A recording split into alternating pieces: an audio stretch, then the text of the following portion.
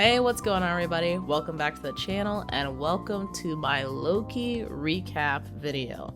I kind of been doing like Marvel series on, Marvel series off for some reason. I don't know how that pattern emerged, but we're going to be recapping all of Loki in its entirety and giving my thoughts on each episode. So I do have to say, if you haven't seen the series already, I would highly recommend that you watch it before watching this, because this is going to be pretty spoiler heavy and I'm going to be diving into some different theories and stuff that I have about each episode.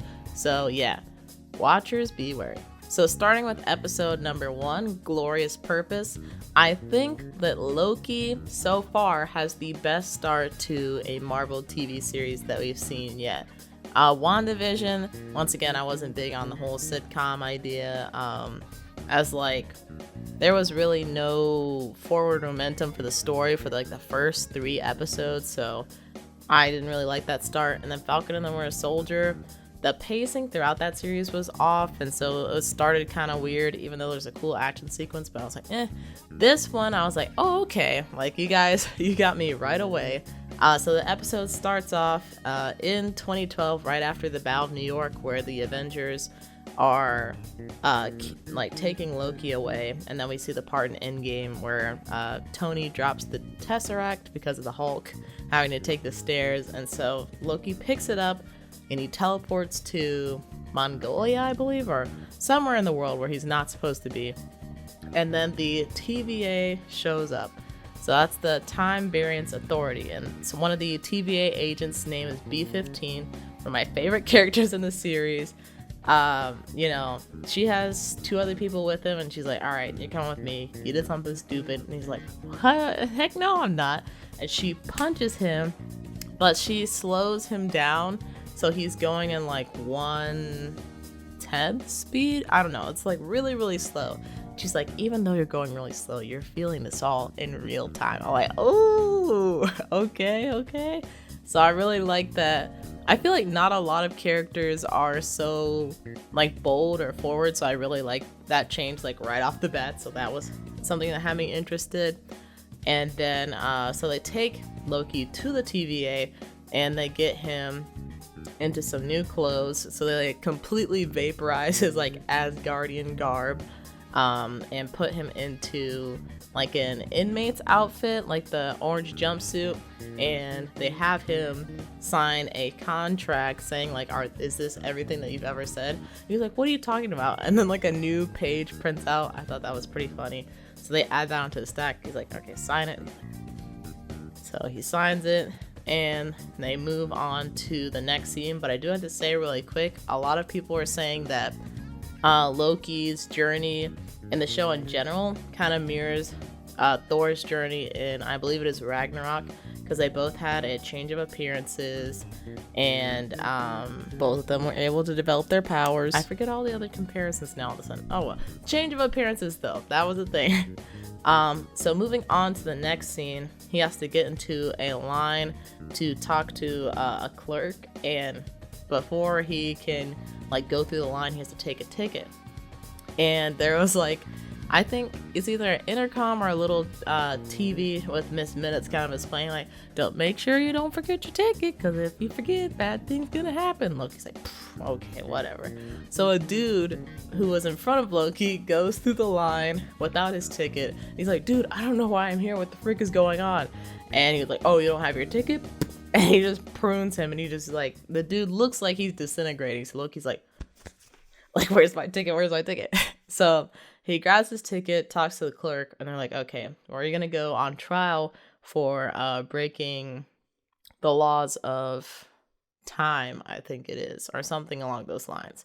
So he goes onto the trial, and he's talking to Judge Renslayer, who's a pretty important character, and he's like, I don't know why I'm here.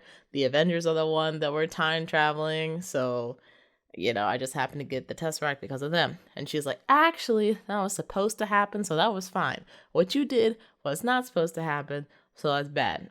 And he's like, what the frick? So they say he's guilty, and guilty people get pruned. But before Loki could get pruned, a character named Mobius, his full name is Mobius M. Mobius, so lots of imps, he's like, wait, we can use him, we can work with him. So Mobius saved Loki's life at that point. Now, I was like right around this point of the episode where, as I started to think about it, once I had finished it, I was like, well, because they were talking about the timekeepers kind of set the flow of things and decide what's right and what's wrong. I'm like, well, that's really subjective. And like, who are they to decide, like, oh, yeah, we want this to happen, but this can't happen and stuff like that. So those questions are mostly answered, I think, which we'll talk about a little bit later if I remember, because I'm trying to go in order of everything. So after Mobius saves Loki, he takes Loki to his office and they're talking and he's like, listen, like we could use your help with something. And Loki's like, why would I want to help you? I'm a god. And he's like, you're like nothing here, dude. Like the TVA, the Time Lords who run the TVA are like the ultimate power. And we work for them. So if we're working for them, like we're not really scared of you or whatever. And he like tries to use tries to use magic and his magic doesn't work. So he's like, oh crap. So Mobius runs through a reel of Loki's life and Loki gets to see his mother die because of what he did in Dark World. So seeing the loss of Frigga, I think that was a highlight of the episode for a lot of people.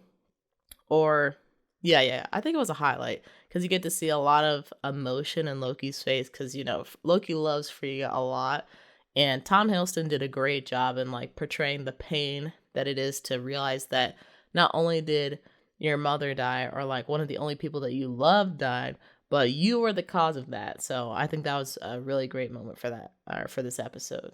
So after this, I think Loki somehow wiggles his way out of the room and is walking around in the TVA, and he comes across, I think, some people working in like an office type setting with not exactly cubicles, but a similar setup. And he's talking to a guy named Casey, who's one of the office workers, and he sees that he has his Tesseract. He's like, hey, give that back to me. He's like, okay, whatever.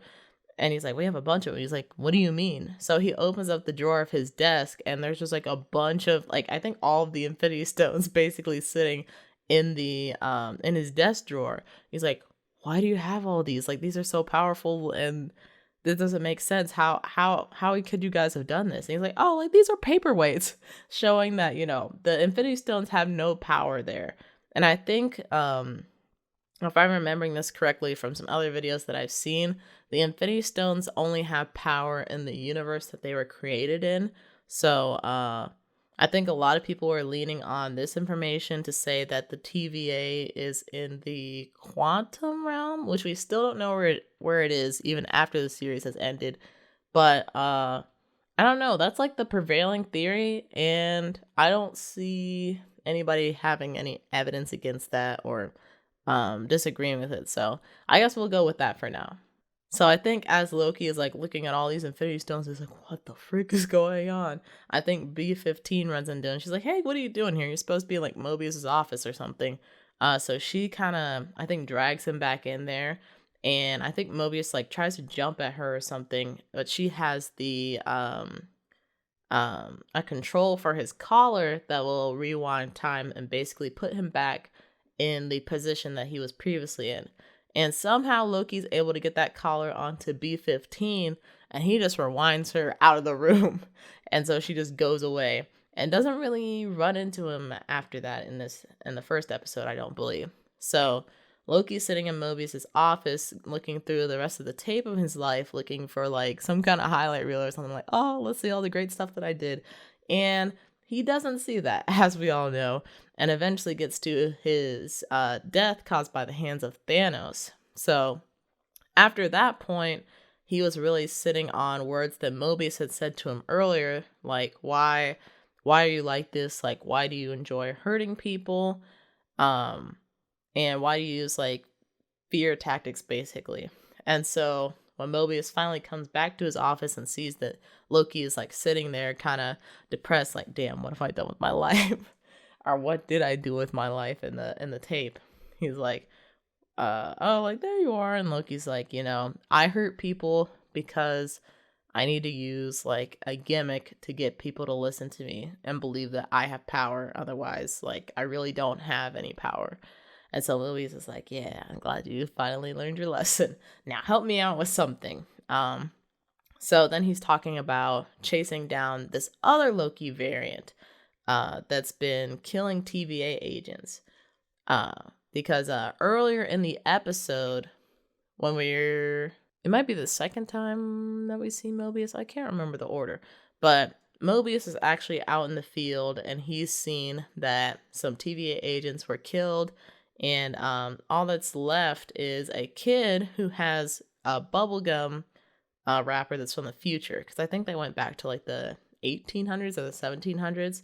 So the kid who's speaking, I think, Italian or some kind of romantic language was like, oh yeah, I got this bubblegum. And so Mobius asks him in his native language, like, what did the perpetrator look like? Or who did this? What do they look like? And the kid points to the devil mosaic that's in the window of this church. And so, of course, I kind of laughed. I was like, oh, it's Mephisto. But no, that was actually better explained to me by Jawan from Geek Five Nations, who said, because the Loki has the horns, so they probably saw that. And the devil in the mosaic was wearing like a green outfit. So that Loki was wearing green and had the horns. So it's like, oh, it's the devil. So, or it looks like that because of similarities. So there you go. So Mobius is thinking that he can use our Loki to hunt down this Loki variant that's been killing all these TVA agents. And the last scene that we get is a scene of some more TVA agents out in the field investigating, I think just some random field with some oil on the ground. And so the dude's like, oh, like some idiot must have found a time machine and is trying to get rich on oil or whatever. So then you see the Loki variant in the background just kind of like has a lantern. I'm like, oh, and they just drop it. Everybody's just goes up. It's like, ah. And the one dude is trying to crawl away with the Loki variant. It's like, no survivors, baby. And they get them too. So, yeah, that was a really, really, really good first episode. And from there, in my opinion, the pacing and the way in which they move the story forward gets really inconsistent, which is unfortunate. So moving on to episode 2, the variant, we start off in what looks like the Renaissance, but I knew like it was a Renaissance festival because I don't know. I just felt like that they were going to try and play people in some way, and they totally did. So we start off in a Renaissance festival in like 1985 in Wisconsin, I believe. And the TVA agents were investigating something that took place there. I guess they got a tip that maybe the Loki variant was going to be there, and sure enough, it was. They were there. So the Loki variant enchanted Hunter C20 and is using their body to like do stuff that they normally wouldn't do, like mind control, basically. So Hunter C20 is fighting all of the other TVA agents and like, what the frick are you doing? And I guess Hunter C20 was like the big dog of the lot because she just completely destroyed everybody. So after that, the Loki variant is kind of just takes Hunter C20 like, we're gonna go have a nice talk, and leaves all the other TVA agents who I believe were killed during the fight. So then our Loki, shows up with Mobius and Hunter B15, as well as a few other people, to investigate that scene at the Renaissance Fair. And Loki is like, oh yeah, if I were trying to hunt me and I was making plans on how to hunt you guys, this is something I would do. So you should send me to the timekeepers so we can talk this out. Because Loki, for some reason, really wanted to go talk to the timekeepers as if he could maybe work under them, take power from them. I don't really understand what his goal was. I guess he's just like, maybe I can figure out how things tick if I talk to them. But Mobius wasn't going for that. So he's like, shut up. You're not helping anybody. We're just going to use our, I forget what they're called. They're like little pruning bombs, or reset charges. So they put down the reset charges, which basically remove all kinds of variation from that area within the timeline. So that way everything flows as it should, which is a little bit confusing. I think it's explained that things that were removed like people, like if they'd done something that they weren't supposed to do, like Miss Minute said, you could be late for work and turn into a variant or become a variant because of that. I think if it's one of those scenarios, they would actually replace the person so that way things work out in the timeline. Because if somebody disappeared, that would just be, that'd be weird if like hundreds or thousands of people were disappearing all the time. That wasn't fully explained, but I think that's what happens. But in this case, nobody needed to be replaced. They just got rid of the other TVA hunters, disposed of their bodies basically, and reset the area if there was anything like broken or anything like that. One scene that a lot of people talked about, including myself on the GVN podcast for Loki, is the scene where Loki is sitting in an office looking at a training guide, and Miss Minutes is supposed to be doing the training for a lot of it and answering questions and stuff. And something that people thought was interesting was the fact that Miss Minutes is like a little hologram, but when Loki tries to like smack her with like a book or a magazine or whatever, she actually like jumps away from it as if it's going to do something to her. So that never really gets cleared up, and I'm not sure that it will.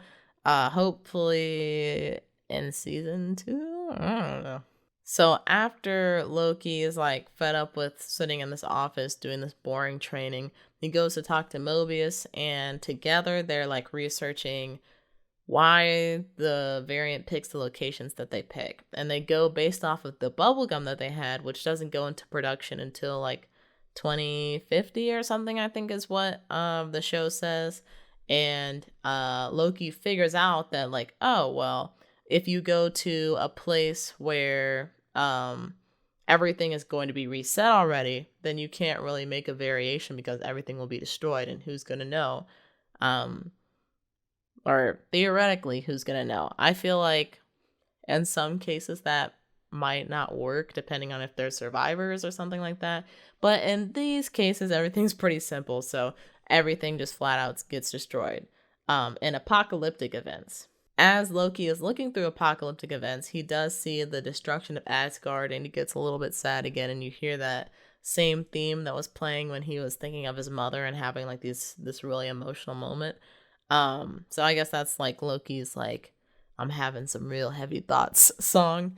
And then he sees that there's a hurricane that happens in Alabama in the future, and the bubblegum is manufactured around that same time. So that's kind of where they think they can go, but I think Mobius wants to do like a test run of this theory at some point during their discussion. So they go to Pompeii in 79 AD, right before the volcano erupts and eventually just like flattens the whole area. And he goes and like releases goats from like a little cage. So they're all running around. He throws like produce everywhere. He's like, I'm from the future and you guys are all gonna die. And so Mobius is like, oh my god, what are you doing? But he looks at his like little I guess variance odometer, and he sees that nothing is changing, so there's been no branch on the main timeline. It's like, oh, okay, so his theory is right. So now they know they need to head to Alabama next and hopefully run into this variant. So when they head to Alabama, it doesn't take too long for them to run into the variant because they were actually correct. And so the variant does their enchanting on a few different people, eventually enchanting B-15. So that was kind of funny to see B-15, who was like really serious character at that point, act all like nonchalant. It's like, chill out, dude. So they eventually see that the variant has planted a bunch of reset charges all over the basically like a big Walmart that they're in. I think it's called Roxcart. And they set off the reset charges, and I think they're able to grab a Tim pad, or they might have already had a Tim pad, which is basically like a device that you can travel through time and space in.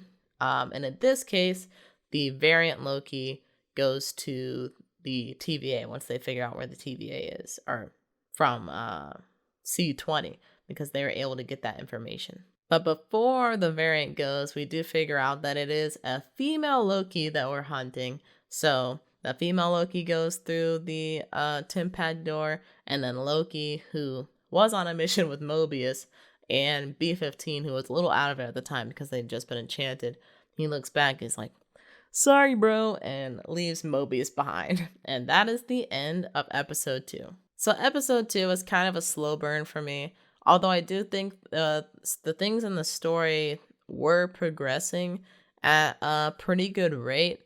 Maybe it was just there was a lot of just like sitting and talking across from each other, which is not the most interesting way to keep things moving, or at least not in this circumstance for me.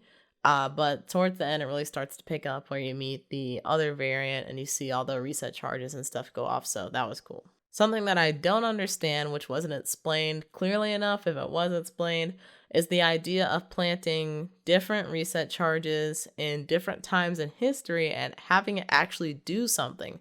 Because the way that we were explained that they work is that reset charges will take away any kind of variance that is not supposed to be on that timeline.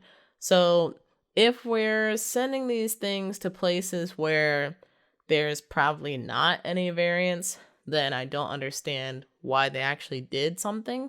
Now, someone said, who's a part of the podcast that I was on, someone was saying that it's possible maybe Sylvie, which is the female variant's name, maybe Sylvie was able to reverse the effect of the reset charges so that way they would create variation. But when we find out later what happens to things that get reset or pruned, I don't think that was the case. So I don't know. I'm pretty confused on why that was able to work in the first place and create other branches on the timeline. So Lamentis is an episode I can fly through pretty quickly. So Loki and Sylvie the episode has a really good start where Loki and Sylvie are in the TVA and Sylvie is on a mission to go find the timekeepers. Cause she just wants to kill him. She just wants to kill him. Loki's kind of just following her like a dog on a leash, just trying to figure out what's her goal and why she's trying to do all this. So then Sylvie's trying to fight Loki then. It's like, you stop, like you're messing up my plan. This has been like years in the making. So they get into a little bit of a scuffle. And then Judge Renslayer sees them. She's like, oh my god, now the variants are here again. So she tries to go after them. And just before Loki gets pruned, Loki sets up the TemPad to some random time and some random place. And he like takes Sylvie with him. So Loki and Sylvie end up in Lamentis, which has an apocalyptic event coming up pretty shortly for them, unfortunately.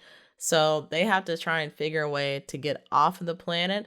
And a lot of this episode is really just Loki and Sylvie talking. Not too many like big events.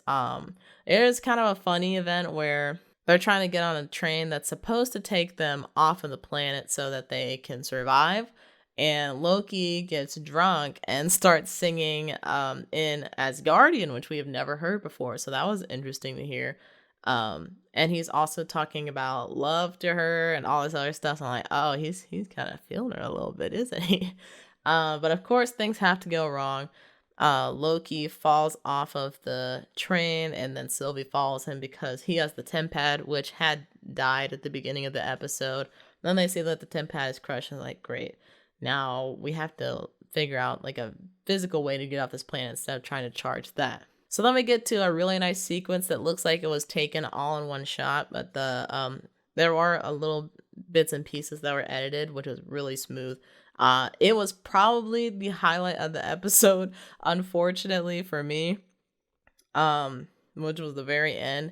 But they're running around trying to figure out how to get off the planet, and they see this what kind of looked like a ship, like a spaceship or something, that they can get onto, and eventually it just blows up. So like, okay, well, we're not leaving.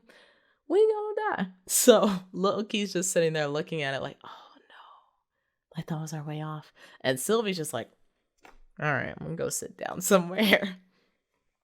So yeah, that not really a whole lot happens. The most important thing that happens in that episode is when Sylvie is kind of explaining a little bit of one, her powers, which she doesn't go into too much depth, but two, about her mission, and she's talking about the TVA agents, and she says that they're all variants.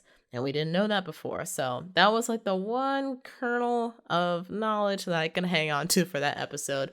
Otherwise, I wasn't too into it. So then in episode 4, titled The Nexus Event, we continue where we left off in episode 3 with Loki and Sylvie kind of staring into their inevitable doom with like the meteor shower coming down on the planet, eventually going to lead to a moon that's going to hit the planet and basically kill all life on it. And they're kind of just talking like, I'm really sorry. I didn't mean to mess things up, whatever. And they started like holding hands a little bit, like look at each other in the eye. I'm like, oh yeah, they like each other. They totally like each other. And just before like basically the end arrives, Mobius and B-15 are able to recognize like, hey, there's a huge branch happening here on the timeline for some reason. And what Mobius deduces, which we find out a little bit later in the episode, is that because the two variants of the same person like each other, that caused like a huge branch. So Mobius is like, okay, let's go check this place out. There's 2 portals that appear on Lamentis. So Loki and Sylvie look at each other like, oh, we gotta go. So they jump through and then immediately are arrested.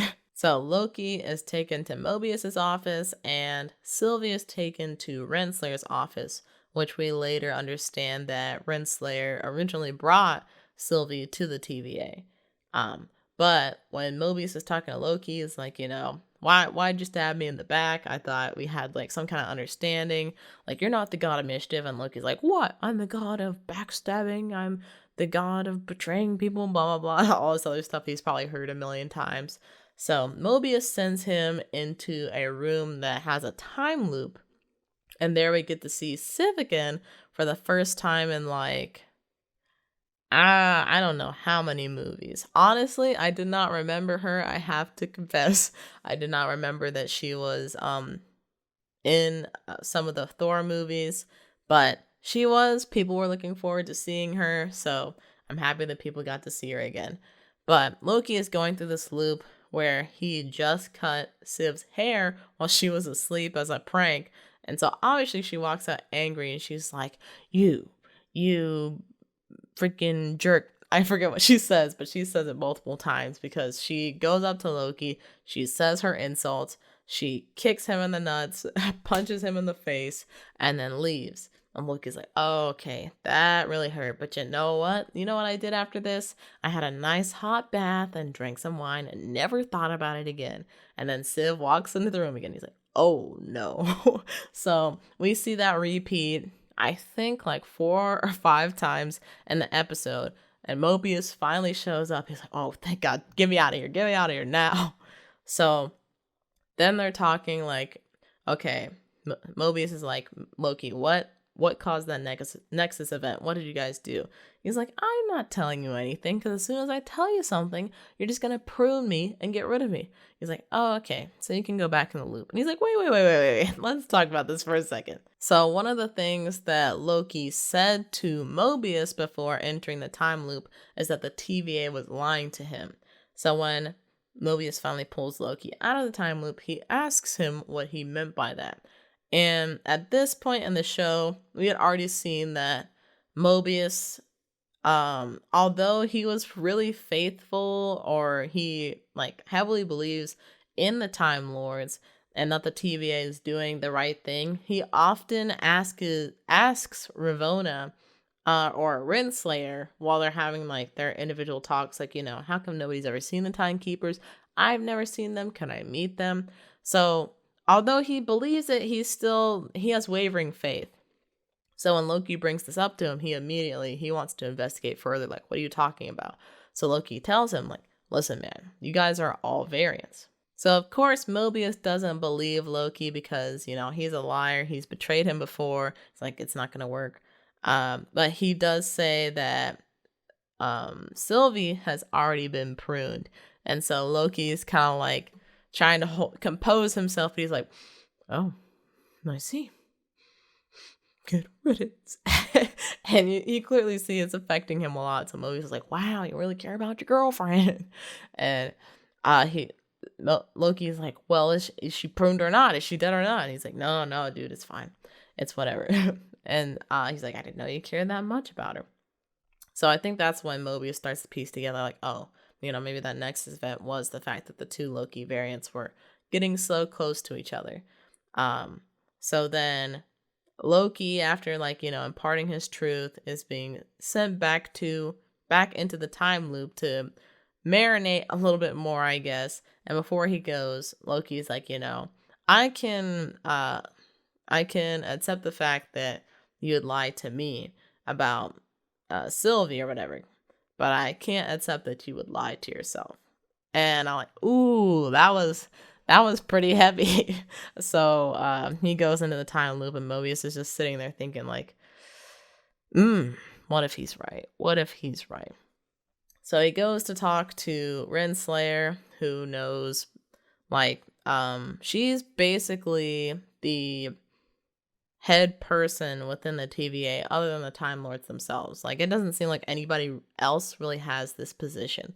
So he goes to talk to her about his mission and everything, and they go to sign the papers and stuff. He's like, "Yeah, we did it. You should be happier, Mobius. We solved the case. We're gonna get rid of these variants."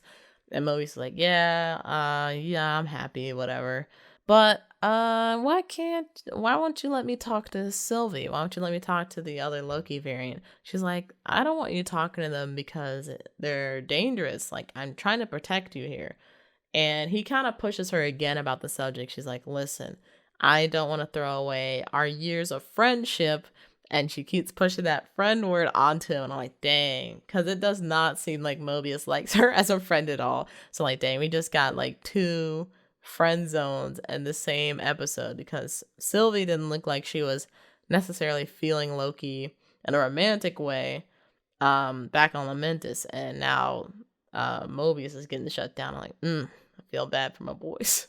But we do get to see Hunter B-15 go talk to Sylvie, because when Hunter B-15 got enchanted back in the variant episode, when she's unenchanted or the enchantment is worn off, she looks a little bit shaken up, what the frick was going on. And just something was very wrong, and it unsettled her deeply.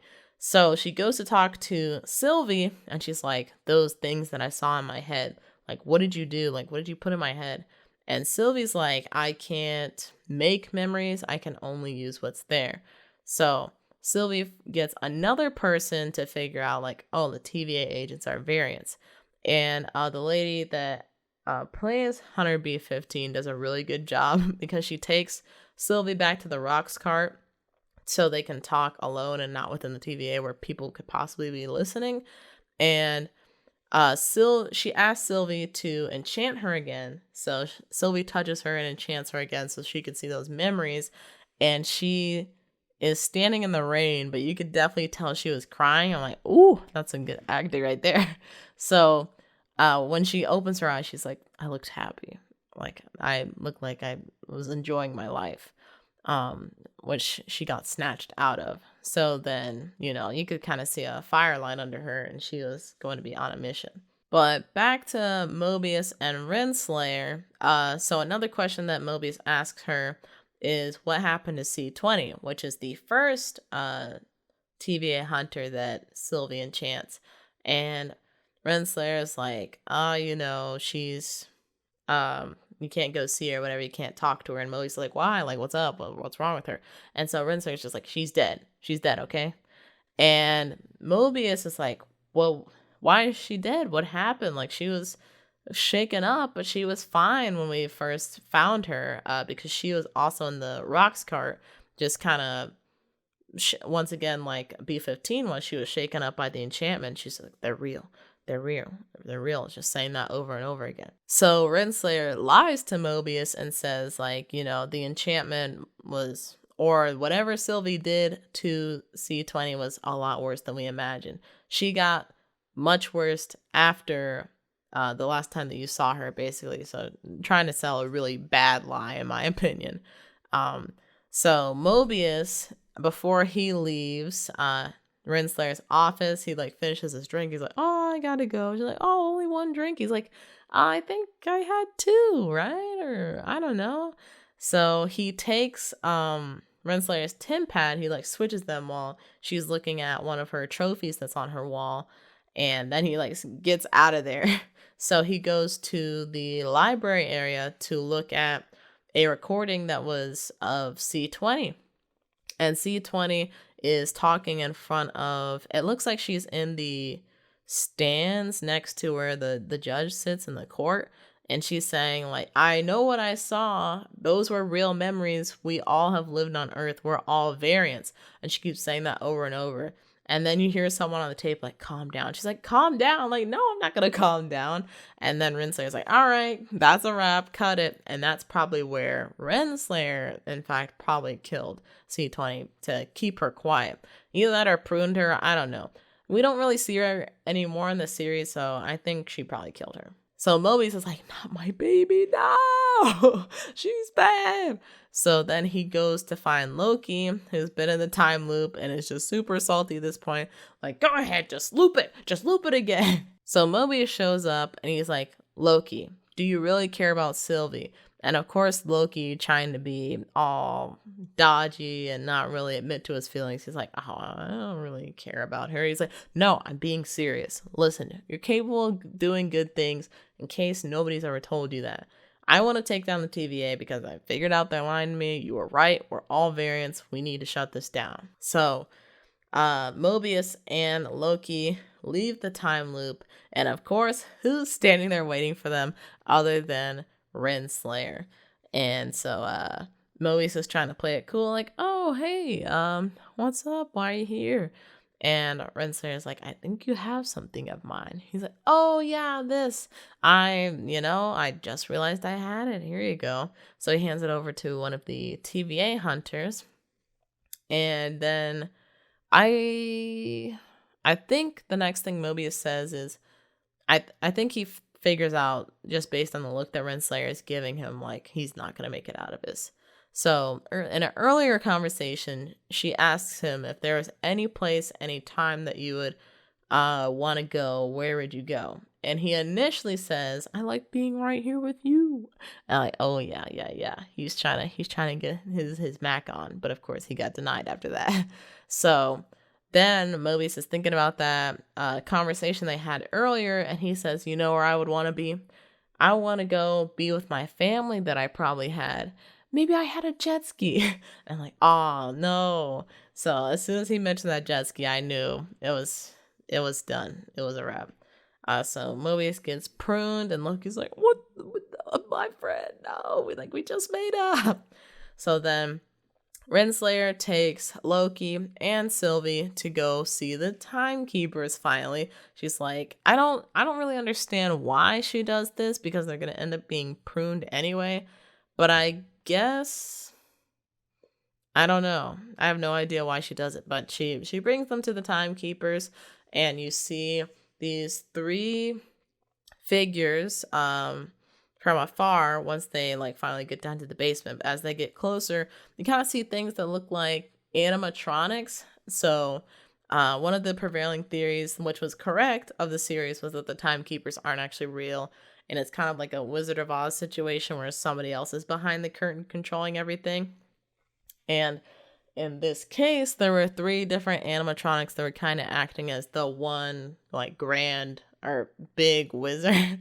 Loki asks like why they're here, why they brought them here, and the timekeeper says some kind of BS that's not really important.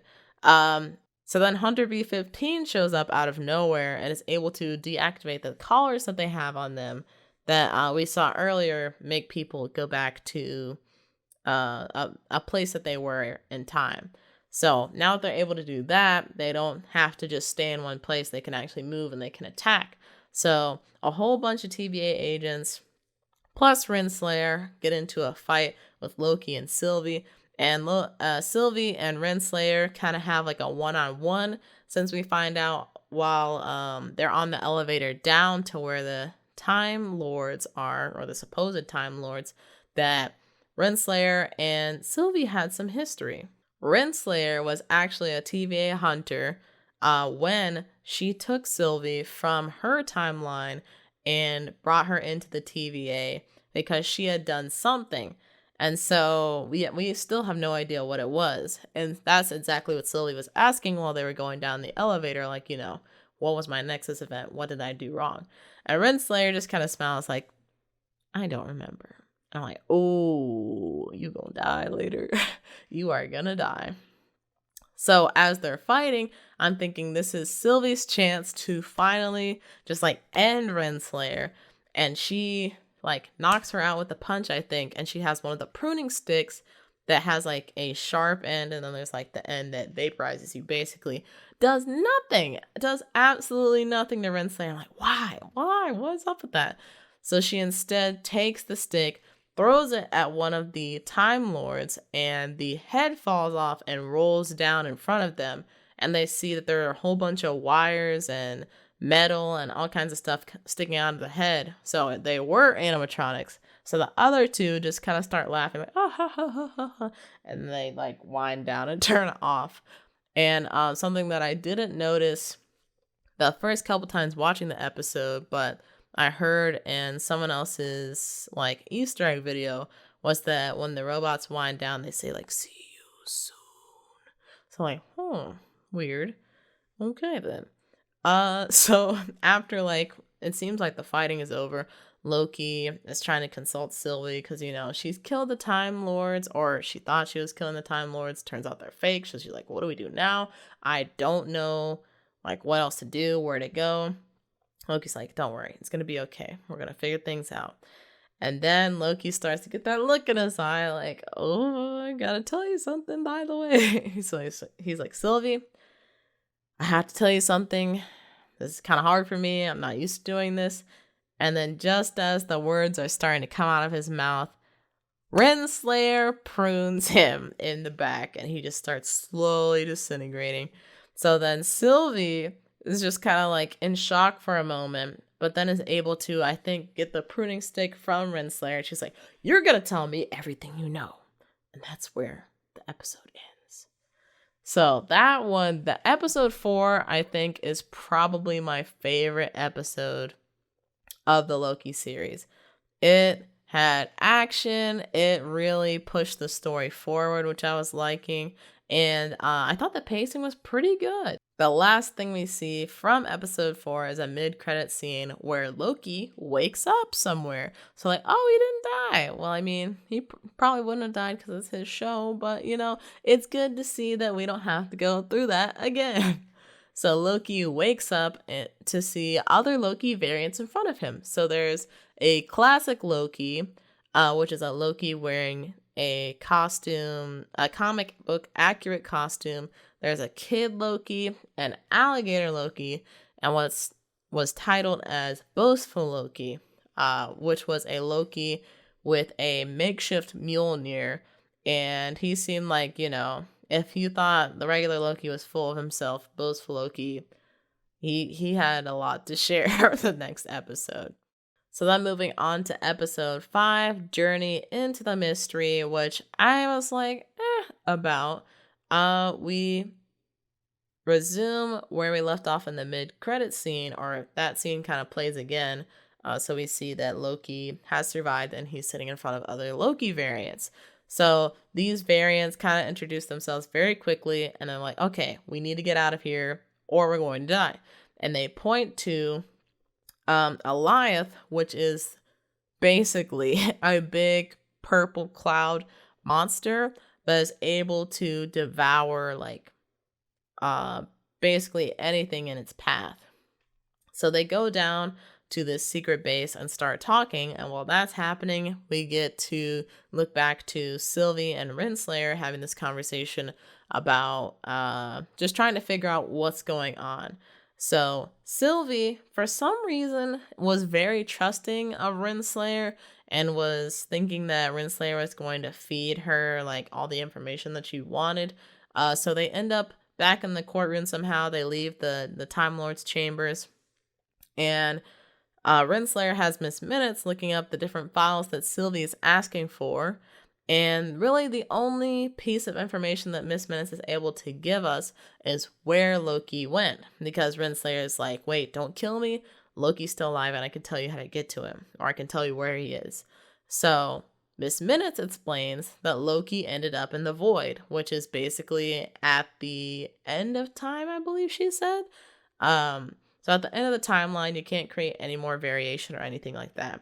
And the void was the perfect place to put things that are reset or pruned because they can't cause any more variation there, and they also can't interact with anything on the like main timeline. And that's basically all the information we get out of her. Renslayer, of course, betrays Sylvie, has Miss Minutes like call security while they're sitting there talking. She's like, hey, Miss Minutes, can you look up a file for me? And Miss Minutes like, yeah, I got you. And so Miss Minutes calls security, and they kind of surround, or they create a line that Sylvie can't cross in the courtroom. So Sylvie runs behind the judge's stand desk thing. I don't know what you call that, but she runs behind that, and she's like, crap, like thinking, what should I do? What should I do? So she eventually stands up and prunes herself so that way she can go and find Loki. So cutting back to Loki, who's in this base with the other Lokis, they're talking about their lives and everything. So Kid Loki ended up becoming a variant because he killed Thor, so that was big. But then we don't really hear anything else about it. It's not like you're just gonna drop that and not say anything. Okay. Classic Loki actually survived the encounter that he had with Thanos, because he said he turned into some inanimate debris and created a projection of himself that was so real even the Mad Titan believed it, is what he says. And it's funny because there were a bunch of fan theories that thought that Loki could still be alive because they saw some inanimate debris or something like that. So it was kind of a funny nod to, I think, a lot of the fan theories that were made. And then Boastful Loki said that he killed, I think he said he killed both Captain America and Iron Man or something. And it's not really clear like as to what actually happened, since apparently Boastful Loki lies a lot. And I think that's the really unfortunate part of the episode, because we really don't get to know all that much about him. Because pretty soon after that, Loki's like, okay, I gotta get out of here because I don't want to end up like you guys. I want to actually like make a change for the better. And just as he's trying to leave, we see President Loki and a bunch of other Lokis that don't really look like Lokis. And so President Loki tries to like go down into their base because I guess that's one of the only safe havens on in the void, although I don't know how they were alive unless they were just like running around alive.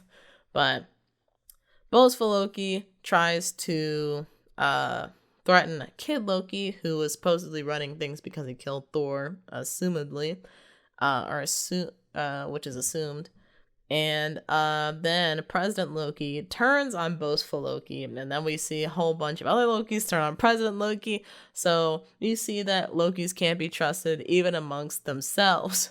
So as that's happening, Loki's like, I'm just gonna get out of here. And they slip out, and classic Loki, Kid Loki, and Alligator Loki are able to slip out as well. So they try to come up with a plan because Loki needs to get out of this situation in the void, and he thinks he needs to go back to the TVA to go rescue Sylvie, because he doesn't know that Sylvie has actually gone to the void to meet him. So he creates the plan of trying to kill Eliath, which have no idea how to do that. And they actually see, he theorizes like, oh, he'll go for like, he's like any other animal. He'll go for the biggest meal first and then go for the little ones afterwards. So he thinks he needs to make some kind of distraction or whatever. And they see like a big, what looks like a battleship or something fall out of the sky with a full crew and everything. So they see Goliath like coming towards them. I'm like, ooh, I got a little snack that showed up. And they start shooting at Goliath and like firing cannons and just nothing. And they all die and get disintegrated. So Loki's like, okay, might need to workshop my plan a little bit. And just as they're trying to like think things over, Sylvie shows up. She falls or wakes up in the void, I believe, and it starts running from Goliath. And as she's running, she happens to like touch some of the like purple condensation, I guess, if it's a cloud. And she was able to see some memories and stuff, meaning that she could possibly enchant Goliath. But she doesn't worry about that for the moment. She just keeps running, and luckily happens to run into Mobius, who got a car.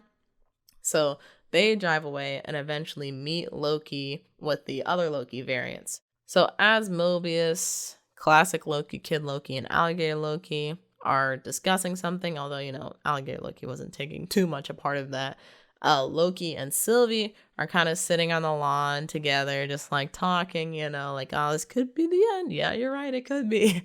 And Loki's like, oh, it's kind of cold. So he like conjures up a blanket around himself. He's like, oh, I can make one for you too. She's like, no, I'm good. So they keep talking, and I think one of the things, I can't remember specifically like what all they were talking about, except for the most important thing, which they were like having a really nice moment, and then Sylvie's like, how do I know you're not gonna betray me? I'm like, dang, that's on your mind right now. Which was funny. And Loki's like, listen, I betrayed my brother, I betrayed my father, I betrayed Asgard, I betrayed a lot of people, but I'm a different person now. I'm like, that is not very convincing. So I guess Sylvie's kind of just takes that answer as it. She doesn't really ask any more questions because, like, I don't know what else you could say after that. And Loki kind of like extends the blanket so it's a little bit longer, so it's around Sylvie too. So they're sitting there, and they finally decide, like, all right, time to go after Goliath. So they say goodbye to Mobius. Sylvie gives Loki the TemPad. Loki's like, nope, I'm going with you. There's no way. So then Loki gives Mobius the TemPad, and Lois asks the other variant Lokis, Classic Loki and Kid Loki and Alligator Loki, like, oh, are you guys coming with? But they're like, no, we're gonna stay there. This is our home, which didn't really make sense to me, because I would figure, if you get thrown onto this planet or not this planet, is it a planet? Maybe, I don't know. Let's call it a planet. So you get thrown onto this planet, you have the opportunity to possibly go home, or at least a better chance of going home. Why would you not take that? I don't see why you would want to live on the void, but they say no. And so Mobius goes back to the TVA by himself. So Sylvie and Loki go down to Goliath, with Sylvie trying to enchant him on one end, and Loki, who was given a sword from Kid Loki before they left, he tries to go distract him on the other hand. So he like lights the sword on fire. He's like, hey, look at me, hey. And then Elias is like, yeah, no, I don't care about you. So immediately starts to converge on Sylvie. So Loki runs all the way back, and I think I don't remember how this all transpires, but basically Loki grabs Sylvie's hand, and they're sitting there like, we have to do this together. We gotta try it. So Sylvie's enchanting Goliath, and she's trying to get Loki to do it, but Loki just can't figure it out somehow. And it seems like it could be the end for our heroes. But then Classic Loki, who's a little bit further away, is able to conjure up an illusion of Asgard, which was actually pretty cool. So, of course, Elias like, oh, big snack, what? So Elias goes and is like trying to eat it, and Classic Loki is like slowly losing his strength until he just like can't hold it any longer. And I was thinking like, oh, well, Classic Loki did it. He saved the day. So now it's time for him to run. But instead of running, he just like gets up and he's like, glorious purpose. And he gets vaporized by Goliath. And I'm like, dang, that sucks. I'm like, Loki and Sylvie could have like, I guess Loki was trying to enchant Goliath, but it just wasn't working. And like, that would have been good motivation for me, at least. Classic Loki was cool, man. He was cool. But yeah, unfortunately, at least as far as we know, classic Loki was killed. And all that was left were his horns. But Loki eventually figures out how to enchant Alioth. So together with their powers combined, they're able to stop Alioth in his tracks and part it, so that they can see a castle that's like kind of within Alioth, was basically protected by him or it. I don't know what it is. And so they're like, okay, that must be where the person behind all this is, the actual Time Lord or whoever. So just as they're trying to walk through the gateway, that's where the episode ends. I think I like this episode a little bit better after thinking about it, but it still was, it wasn't slow necessarily, but it just wasn't very interesting to me. And even the fight with Goliath, like, it's a purple cloud. Now, I haven't read the comic books, so I don't know the importance of Goliath or like the like how special Goliath is or important to other comic characters or whatever. But yeah, to me, he was just a purple cloud. Menacing, but a purple cloud. And then we really don't get to see the story move forward all that much. We get a little bit of an explanation as to where things go after they get pruned, which is good. And then we figure out where the mastermind is, which is good. But other than that, we don't really get a better understanding as to what's going on or why things are happening the way that they're happening. But thankfully, a lot of those questions were answered in the last episode. So, episode 6 is called For All Time Always, which is the motto of the TVA. And we start off resuming where we were on episode 5, where they're standing in front of this gateway that is leading to this castle where the Time Lord or the Mastermind is actually going to be. So before they walk in, Sylvie's kind of like sitting there with jitters or like kind of scared to go in. And Loki's like, all right, come on, let's go. And she's like, listen, I've been waiting my whole life to do this. Just give me a second. And before, Sylvie can actually take that time, the doors just open. So they walk into this room that has 2 statues of these like tall figures with clocks for faces, and they have cloaks on, so you can't really tell like too well unless you're really looking at them.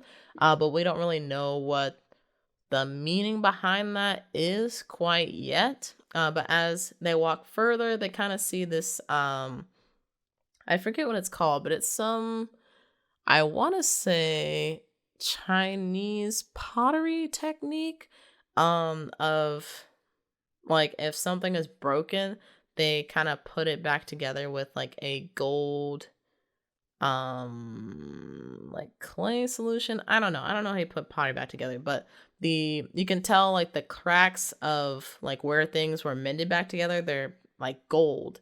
And that same pattern is like all throughout the castle. So a lot of people were thinking that maybe this castle has been broken apart many times, and that's why it looks like that, and has been mended together with like this gold details that are along the walls and the floors and everything. So as they're walking deeper into this chamber, they also see 4 statues. 3 of them are actually timekeepers. So we know the 4th is the timekeeper that was probably banished from the TVA. I forget what the comic book reason is for it, but y'all can look that up if y'all really want to know. And then we get to see Kang, or not actually Kang. His name is He Who Remains, but this is the same actor, Jonathan Majors, who is casted to play Kang in Ant-Man and the Wasp Quantumania, that's what it is. I remember as I was typing it. So yeah, it's been confirmed. We finally got a like big bad in one of the Marvel series. So Kang has been unofficially introduced. And Jonathan Majors absolutely stole the show with his performance of Kang, because most Marvel bad guys are like, oh, I'm a big bad guy, I'm scary and I'm mean and all that kind of stuff. And Kang was like the quirkiest, goofiest dude as can be, just walking around eating an apple, like, oh, hey guys, we're finally here. Come on up, let's go. I'm like, oh my gosh. And I feel like that was the perfect approach for Kang, because it definitely defied expectations of what, even if it wasn't Kang, we were expecting some big bad that was going to act like your typical big bad. And he definitely did it. That was definitely the right approach, because his performance demanded your attention. And often I don't think you really took your eyes off of him. Oh my, how can I forget? So before we get to He Who Remains conversation with Loki and Sylvie, I do have to mention, as Loki and Sylvie were first walking into the chamber, we did get a pretty good jump scare from Miss Minutes. She's like, hey y'all, you don't have to do this. I could just give you the life that you always wanted on the timeline. And of course, this is probably going to be a trick. But they thought about it for a moment, but they ultimately said no. But that was pretty funny because it didn't actually scare me. I don't think I'm easily scared, but jump scares like that will usually get me, but that time it just didn't. But it got a lot of people though, and it's created like a pretty funny meme. But back to talks with He Who Remains, Loki, and Sylvie. So He Who Remains actually explains a lot of what's happening. He explains the story with the multiversal war that Miss Minutes talks about in episode 1, I believe. And we find out that Miss Minutes is actually telling the truth. So the multiversal war happened because Kang was learning about I think Kang was learning about different technologies, and technology advanced so much to the point that he was able to figure out that there are other like parallel universes and things like that. And just as that Kang was figuring out, there were other variants of Kang that were figuring out this information as well. So they all basically had like a family reunion, got together, were exchanging information, and like being very narcissistic and egotistical, like, oh, I like your nose, I like your nose, I like your hair, I like your hair, and things like that. But He Who Remains was explaining that they ultimately, Kang as a character is a conqueror, and he wants to conquer. So that's what ends up happening. One of the variants, or at least a few of them, are like, hey, we see your multiverse, it looks pretty nice, I want it. And so they have a multiversal war. And so He Who Remains had to do something about this. So he is able to get control of Alioth, eliminate the other timelines that those other variants were in, to end the multiversal war. And then he created the TVA to create a stable timeline where there wouldn't be other Kang variants trying to take over and create a multiversal war and chaos and all that kind of stuff. So that's where He Who Remains explains to Loki and Sylvie that that's why he put them on this path. He's planned everything from the beginning, and he's put those two on the path to meet him so that they could possibly take his place. Because he's been alive for, he says, I think thousands of lifetimes or something like that. So he real old, and he never really, you never see anybody else in that castle except for him. So he was probably living by himself. Who knows when he made Miss Minutes? That might be like a recent invention or something, but he probably had no one to talk to. So he was really old. He just wanted to rest or finally be at peace. And he was probably really lonely. And so that's possibly why he thought having two people for the job would be better than just selecting one successor, so that way they could keep each other company, I guess. So Sylvie's like, yeah, cute story, you're gonna die now. But Loki's like, wait.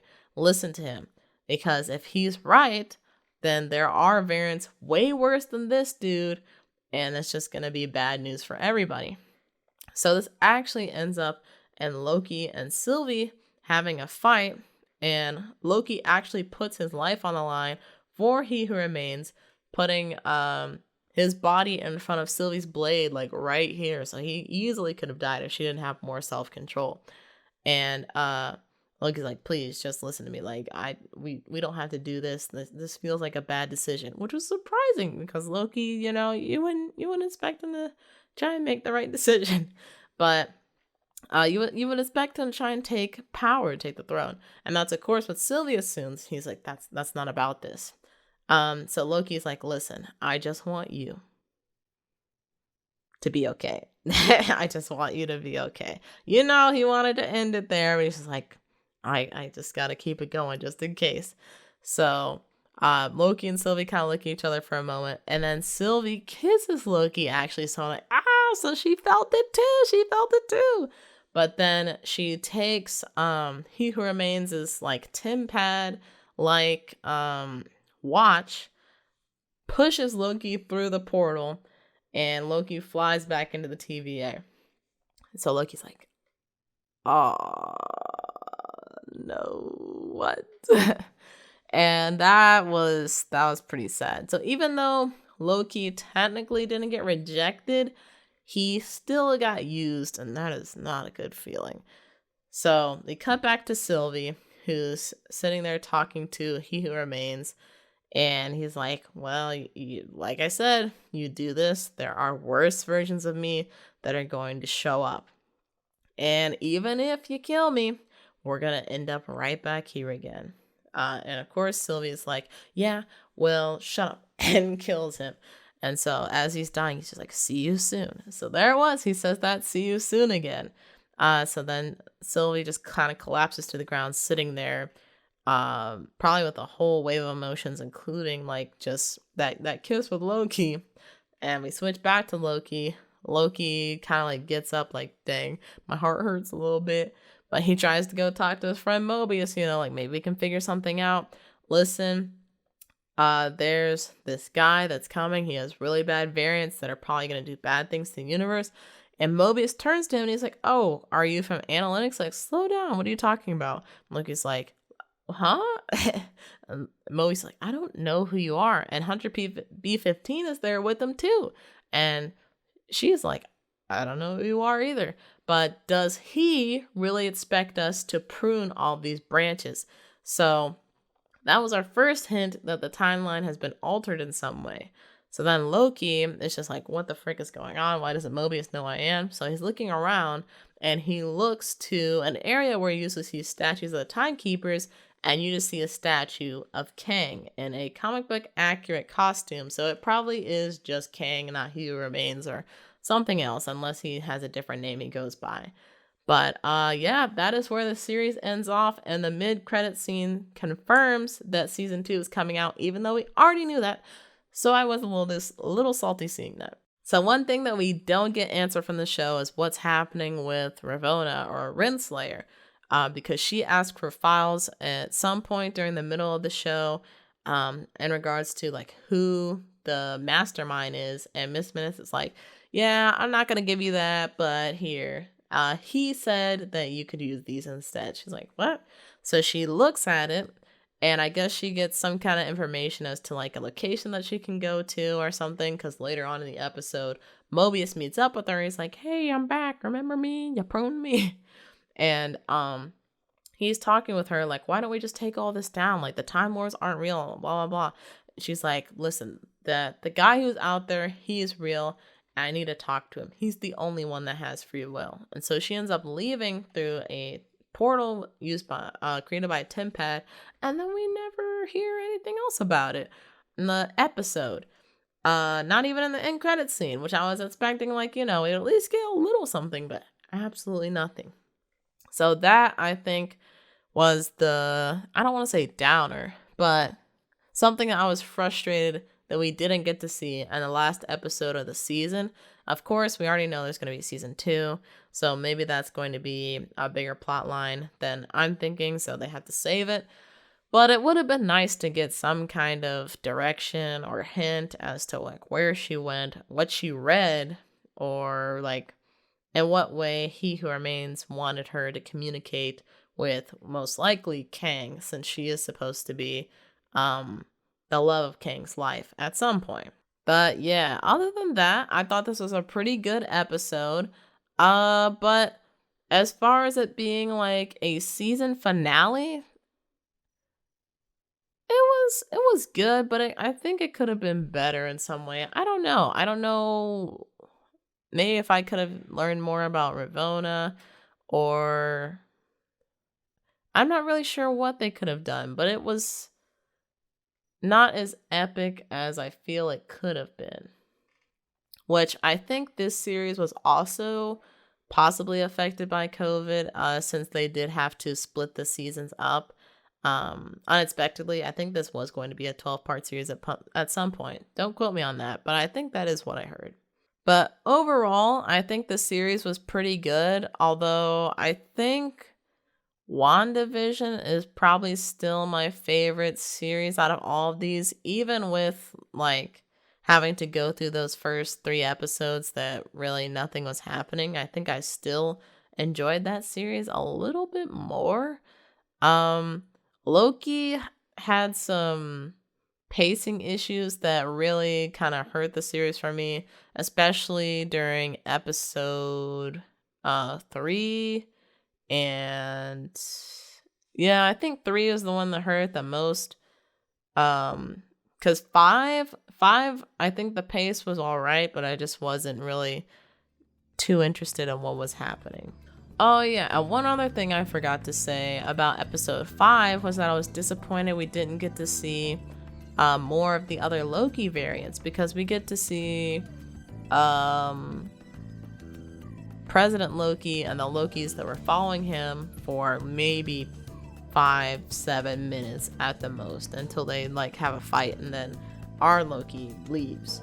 So I was a little bit disappointed with that, especially since a lot of people were like, President Loki, we really want to see President Loki, and then we got to see him for like 2 seconds. I'm like, But I think the biggest thing this series does is sets up the multiverse really well, with a possible crossover with this series and WandaVision, because someone said in the DVM podcast that the moment that Sylvie kills He Who Remains, that's when the timeline starts to, that's when the sacred timeline starts to branch off, and you see all these other branches and multiverses probably starting to be created.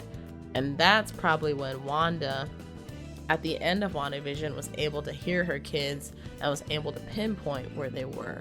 But yeah, I think if I were to give this series a rating, I'd probably give it I'll give it a 7 out of 10. I was gonna go like 6.5, but I feel like 6.5 is a little bit too low, so I'll just boost it to a 7. I mostly enjoyed everything that I saw, and I was glad that Loki followed like a different character arc, and we didn't have to kind of revert back to 2012 Loki. And I was also really impressed with Owen Wilson's character, and the lady that plays Ravonna Renslayer. I think she did a pretty good job in like, it wasn't very clear that like she could have been on the wrong side of things, but then when we did figure out she was on the wrong side of things, she really played into that, and I think that was pretty good. I also kind of liked how, even though it wasn't as obvious, they still talked about different social topics like belief in things, and maybe even possibly trusting like the structure that's been put in place, such as possibly the government and things like that. So yeah, I really liked some of those little like sub messages, subtext. I do have to say though, as someone who was not really expecting anything from this series, basically, it did better than my initial expectations made it out to be, so I will say that.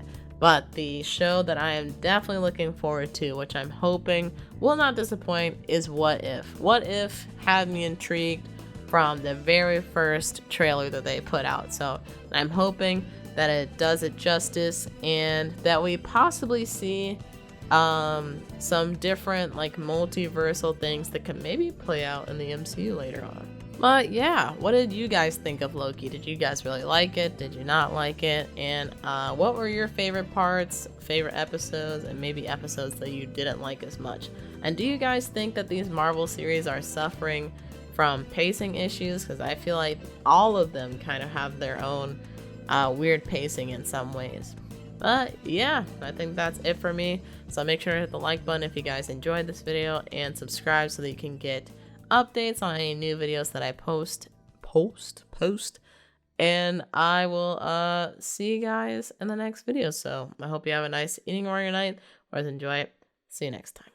Peace.